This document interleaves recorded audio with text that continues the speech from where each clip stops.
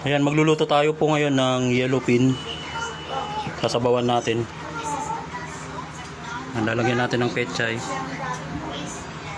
Ayan, may ano rin, tanglad. At ayan, ang isang piraso na yellowfin, 100 pesos lang yan. Medyo malaki na. Ayan, papakuluan na po natin ang isda.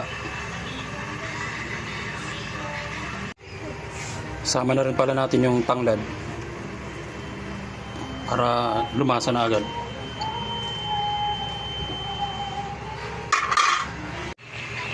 Yung luto na yung isda, lagay na natin yung gulay. Ay! Buhok pa.